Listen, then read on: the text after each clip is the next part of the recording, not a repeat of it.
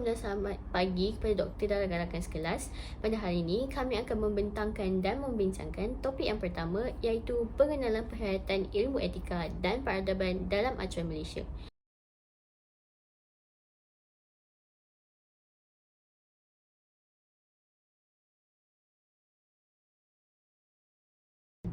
Kita masuk pada topik perbincangan kita yang pertama, pengenalan konsep etika dan peradaban. Shaw pada tahun 1991 menyatakan bahawa etika berasal dari perkataan ethos yang bermaksud perangai atau kepribadian, karakter atau adat custom. Terdapat beberapa definisi etika dari sudut bahasa. Menurut Longman, etika ialah satu sistem perlakuan yang bermoral. Manakala menurut Oxford, etika ialah satu sistem yang merangkumi prinsip-prinsip moral dan undang-undang yang dikendalikan. Menurut Kamus Pelajar edisi kedua pula, etika didefinisikan sebagai prinsip moral atau nilai-nilai akhlak iaitu adat sopan santun dan sebagainya yang menjadi pegangan seseorang individu atau sesuatu kumpulan manusia. Seterusnya, etika dari segi istilah pula merujuk kepada perkara-perkara asas iaitu perangai seseorang individu itu sama ada baik atau buruk dan peraturan sosial yang mengawal tingkah laku manusia itu sendiri. Etika dari aspek sosiologi pula ialah satu standard yang menyeluruh mengenai perkara benar atau salah yang menjelaskan apa yang sebenarnya perlu dilakukan oleh seseorang manusia dalam konteks apa yang benar, tanggungjawab, manfaat kepada masyarakat atau sifat yang baik. Kita pergi pula kepada definisi ethos. Dari segi bahasa, menurut Kamus Dewan edisi keempat, ethos ialah sifat ciri sesuatu bangsa, budaya, era dan lain-lain. Sebagai contoh, pelukis daripada Malaysia boleh menghasilkan karya yang benar-benar mencerminkan aspirasi, falsafah, masyarakat dan negara. Ethos dari aspek sosiologi pula ialah usaha membangunkan bangsa berdasarkan latar individu, keluarga dan komuniti berbagai serta berbeza sejarah, etnik, bahasa, agama, budaya dan latar geografi melebihi kesepakatan ciri asas negara atau bangsa. Seterusnya, etiket. Etiket menurut Kamus Dewan edisi keempat adalah adat dan peraturan bukan kesopanan terutamanya dalam kehidupan sosial atau dalam profesi tertentu. Ianya dibuat untuk mendidik manusia lebih berdisiplin. Contohnya, etiket di meja makan dan etiket ketika menghadiri majlis rasmi. Etika menurut Islam. Etika dalam Islam adalah akhlak. Etika dikaitkan dengan akhlak kerana akhlak juga adalah salah satu disiplin ilmu sebagaimana etika yang membicarakan mengenai tingkah laku atau perbuatan manusia. Akhlak ini mestilah merujuk kepada nilai akhlak atau prinsip moral yang berdasarkan Al-Quran dan hadis. Ianya ditarifkan sebagai ilmu pengetahuan yang mengajarkan mana yang baik dan mana yang buruk berdasarkan ajaran Allah dan Rasulnya. Yang merujuk kepada nilai-nilai baik dan dengan melakukannya, seseorang akan mendapat ganjaran pahala. Terdapat perbezaan di antara etika Islam dan juga etika Barat. Ciri-ciri etika Islam diukur berdasarkan Al-Quran dan As-Sunnah. Ianya bersifat universal dan komprehensif. Ia boleh digunakan pakai secara menyeluruh dan tidak tertakluk kepada mana-mana negara. Selain itu, akhlak ini dapat diterima oleh seluruh manusia sesuai dengan sifat Islam itu yang tersendiri, iaitu syumul yang membawa maksud menyeluruh dan sempurna. Ia juga berkait rapat dengan hukum halal dan haram, pahala dan dosa, dan ia juga termasuk dalam konsep ibadah. Seterusnya adalah peradaban. Terdapat 5 bahasa lain tentang peradaban, iaitu yang pertama bahasa Inggeris, civilizations, yang kedua bahasa Greek, nomos and chameleon, yang ketiga bahasa Itali iaitu civitas, yang keempat adalah bahasa Jerman, kulturel, yang terakhir adalah bahasa Arab iaitu madaniyah, hadarah dan tamadana yang bererti tamadun. Kita sambung dengan perbezaan adab, adat resam dan adat istiadat. Yang pertama, adab. Adab ialah tingkah laku serta tutur kata yang halus atau sopan, budi bahasa, budi pekerti yang halus, kesopanan.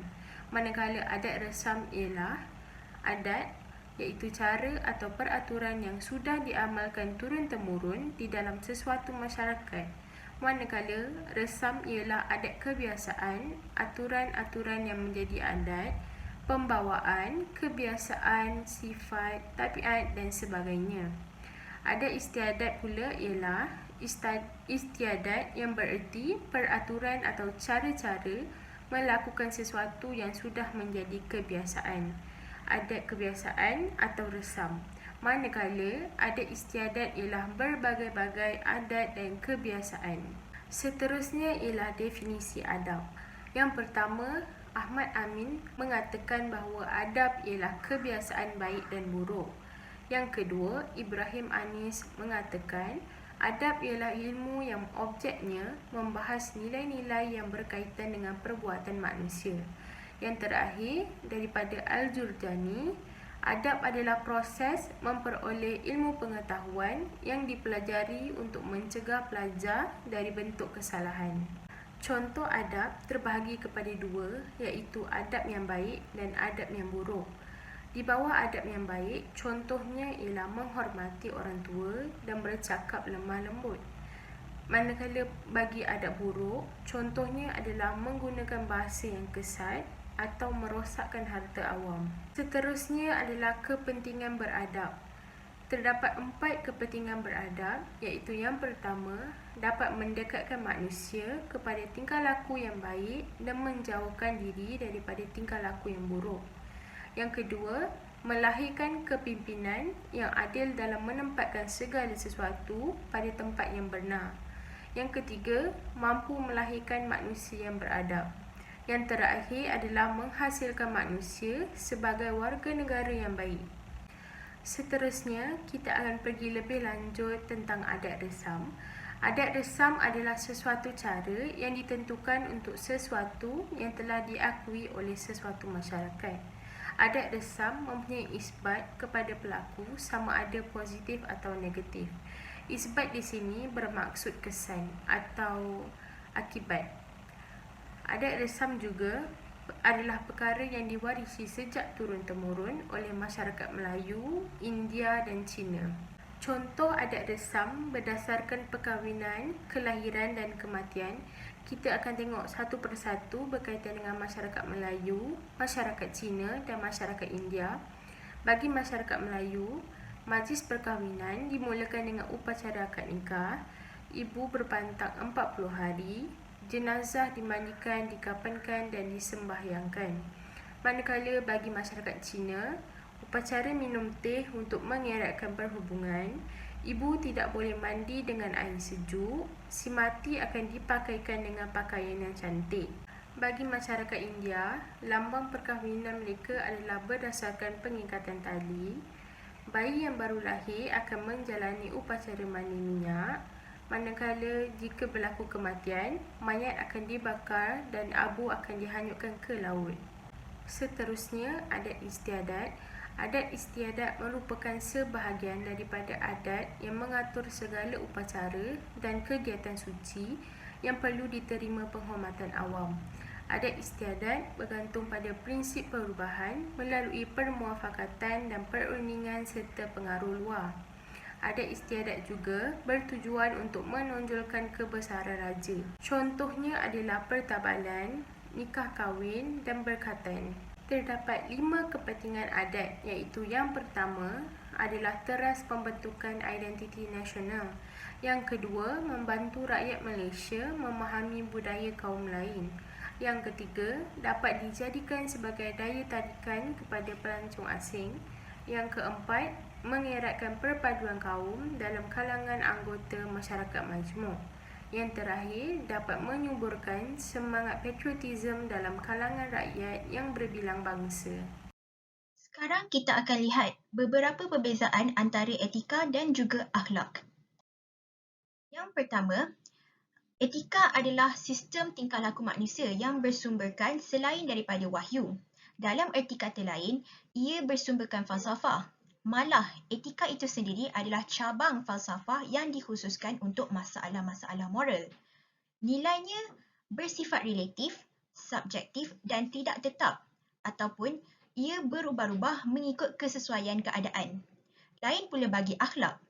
Ia merupakan sistem atau tingkah laku manusia yang bersumberkan kepada asas wahyu dan syarak. Nilai-nilai akhlak bersifat mutlak, sempurna dan tetap. Seterusnya, bagi etika, nilai-nilainya ditentukan oleh manusia dan falsafah. Ia merangkumi perasaan, pemikiran dan niat di hati manusia dalam hubungan manusia dengan manusia sahaja.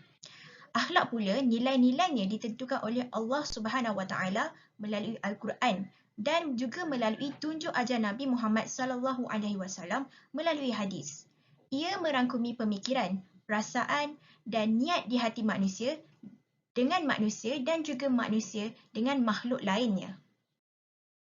Beralih pula kepada contoh akhlak dan juga etika dalam kehidupan seharian, iaitu dari segi pakaian.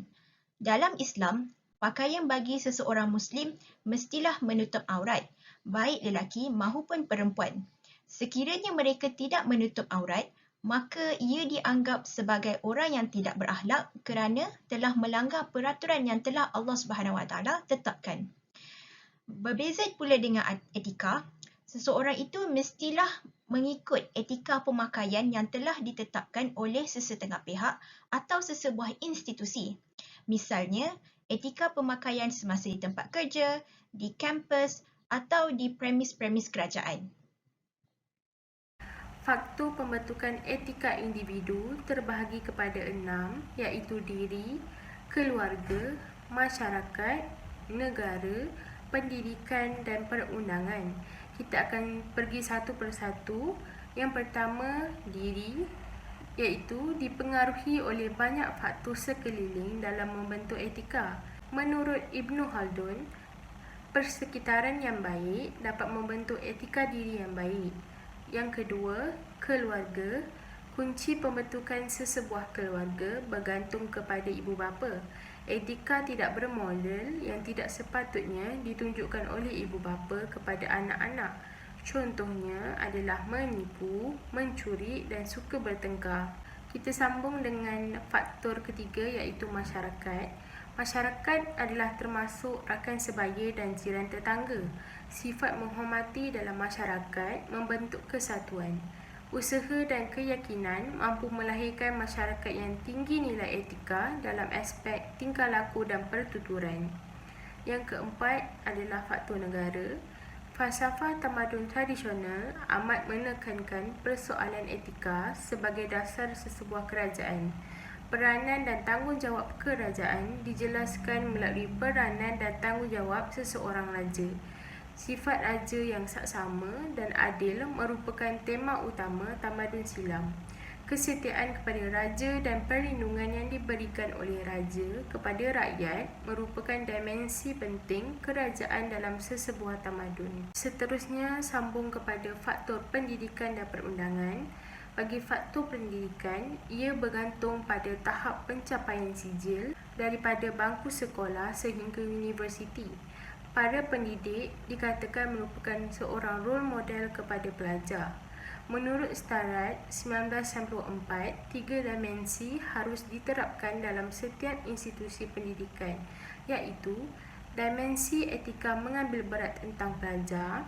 Yang kedua, dimensi etika keadilan memberi layanan kepada pelajar. Yang terakhir adalah dimensi etika kritikan apabila berhadapan dengan konflik bersama pelajar. Yang terakhir adalah faktor perundangan, iaitu mekanisme bagi mengawal dan mengekalkan susunan sosial masyarakat. Kita menggunakan undang-undang dalam membantu menentang perkara negatif, contohnya pornografi, iaitu Akta Suruhanjaya Komunikasi dan Multimedia Malaysia terlibat dalam tindakan terhadap pemilik laman web pornografi. Yang kedua, pembuangan bayi. Ia termasuk dalam kes membunuh di bawah Seksyen 302 Kanun Keseksaan yang membawa hukuman gantung sampai mati. Subtopik yang keempat ialah kerangka menganalisis etika dan peradaban acuan Malaysia melalui sejarah, struktur sosial dan riwayat. Semasa zaman prakolonial, iaitu zaman tradisional, adab, adat termasuk adat istiadat dan adat resam telah wujud sebelum penjajahan.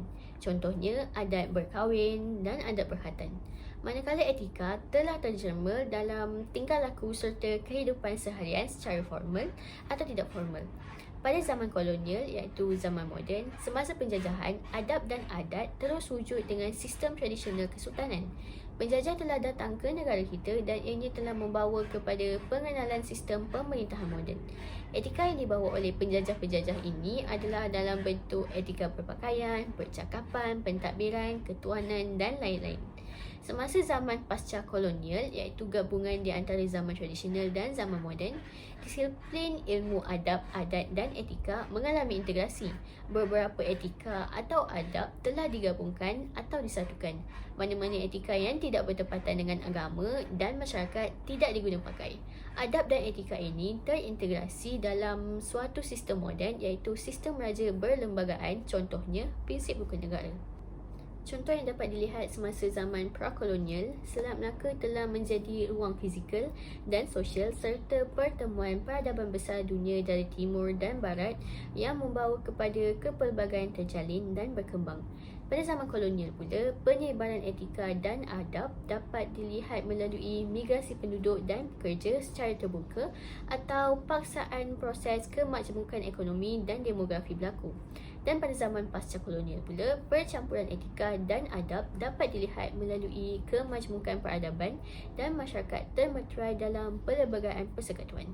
Terdapat beberapa kepentingan etika terhadap seseorang individu, masyarakat, negara dan juga warga global. Yang pertama ialah kepentingan etika terhadap individu. Seseorang itu akan dihormati kerana telah menjaga adabnya dengan baik. Ia disegani oleh orang sekeliling tanpa dipandang rendah dan diangkat kedudukan dan diberi kenikmatan di dunia dan di akhirat. Malahan, dimuliakan segala amalan hidupnya oleh Allah SWT. Yang kedua ialah kepentingan etika kepada masyarakat, iaitu hidup sejahtera dalam kalangan masyarakat yang pelbagai kerana adanya sifat toleransi dan hormat menghormati sesama ahli masyarakat. Sesebuah masyarakat juga dilimpahi rahmat dan berkat pada setiap hari serta mendapat keredaan Allah SWT bagi semua perkara dan amalan yang dilakukan. Yang ketiga ialah kepentingan etika terhadap sesebuah negara, iaitu mampu membentuk sebuah negara yang ideal ataupun dikenali sebagai baldatun thayyibatun wa rabbun ghafur.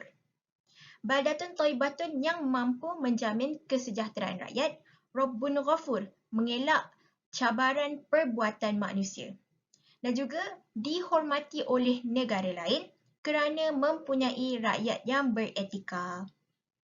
Yang terakhir ialah kepentingan etika terhadap warga global. Keamanan diberi walaupun berbeza pimpinan dan fahaman. Dan seterusnya, kesejahteraan antara semua manusia yang ada di muka bumi. Maka bebas dari kezaliman, penindasan dan lain-lain. Dan terakhir ialah kemakmuran dan kedamaian dapat dicapai dalam kehidupan sejagat. Seterusnya, kita masuk ke perbincangan etika dan peradaban.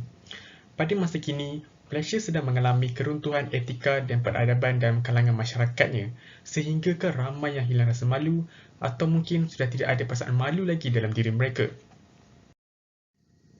Antara masalah etika dan peradaban dalam masyarakat termasuklah hilang hormat sesama manusia seperti penggunaan bahasa tidak sopan di media sosial dan hadapan khalayak ramai. Contohnya, baru-baru ini terdapat selebriti dengan bangganya menggunakan lawak rogol dalam satu rancangan televisyen sehingga membuka aib seorang pelakon wanita lain. Perkara itu tidak sepatutnya berlaku kerana ia melibatkan maruah orang lain. Selain itu, rasuah juga semakin berleluasa dalam masyarakat, sehinggakan setengah individu tidak malu untuk memberi dan menerima rasuah kerana menganggap ini normal, terutamanya dalam bidang bisnes. Seterusnya, remaja turut terlibat dalam gejala sosial seperti pergaulan bebas, jenayah seksual dan vandalisme. Antara contoh lain termasuklah pengaruh budaya barat seperti cara pemakaian yang mencolok mata dan hiburan yang berunsur lucah. Dari segi pasaran warga Malaysia di peringkat antarabangsa dari sudut etika dan peradaban, kita sebagai pelajar perlu memupuk nilai-nilai moral dalam diri masing-masing kerana adab dan etika individu itu mampu mencerminkan identiti negaranya. Antara nilai-nilai moral yang dimaksudkan ialah disiplin, tanggungjawab, amanah dan integriti. Tadi kita dah lihat mengenai pasaran warga Malaysia di peringkat antarabangsa dari sudut etika dan peradaban. Sekarang kita lihat pula dari sudut etika bekerja, di mana kita akan fokuskan mengenai integriti. Jadi apa itu integriti? Integriti ialah komitmen terhadap prinsip moral yang tinggi dalam memikul dan menjalankan sesuatu tugas. Integriti ini berkaitan rapat dengan etika, kerana integriti berlandaskan etika dan pencerminan etika dalam tindakan sehari-hari. Integriti ini juga dikenali sebagai Code of Behaviour yang mana terbahagi pada dua peringkat, iaitu individu dan organisasi. Di peringkat individu, integriti ialah keselarasan di antara apa yang dikatakan dengan apa yang dilakukan, tindakan dengan prinsip moral, etika dan undang-undang, keselarasan di antara kepentingan diri dengan kepentingan umum serta pelaksanaan kerja yang bermutu. Secara mudahnya, seseorang itu dikatakan berintegriti apabila dia bertindak atau bertingkah laku sedemikian secara konsisten dalam pelbagai segi. Di peringkat organisasi pula, integriti merupakan perumusan dan pelaksanaan kod etika, piagam pelanggan atau sistem dan proses kerja serta pematuhan kepada amalan terbaik. Apabila kod etika organisasi ini ditegaskan, diulangi dan dihayati oleh anggota organisasi, maka ianya akan menjadi kebiasaan dan akhirnya menjadi budaya organisasi. Ini bermakna, sekiranya seseorang itu berintegriti tinggi, maka secara langsung organisasi juga akan meningkat integritinya. Kemerosotan integriti dalam kalangan individu dan organisasi boleh berlaku disebabkan beberapa faktor, antaranya etika kerja yang lemah, sikap tamak, kurang pegangan agama serta kelemahan sistem dan prosedur. Tetapi, jika integriti ini dijadikan sebagai nadi utama dalam penghasilan kerja yang berkualiti, ia mampu menghasilkan pekerja-pekerja yang holistik, berkualiti tinggi serta mampu bersaing di peringkat antarabangsa. Selain itu, kes-kes tata tertib, rasuah, penyalahgunaan kuasa dan penyelewengan juga dapat dicegah. Kesimpulan bagi tajuk kita pada hari ini ialah kita perlu menyemai adab sopan dalam diri kerana ia penting dalam membina dan membentuk satu peradaban yang gemilang. Selain itu, etika dan peradaban menjadi garis panduan untuk kita menilai kesan baik atau buruk bagi tindakan kita lakukan sebelum menghasilkan keputusan yang terbaik serta melakukan sesuatu perkara mengikut undang-undang dan peraturan. Oleh itu, sekian sahaja daripada kumpulan kami. Terima kasih.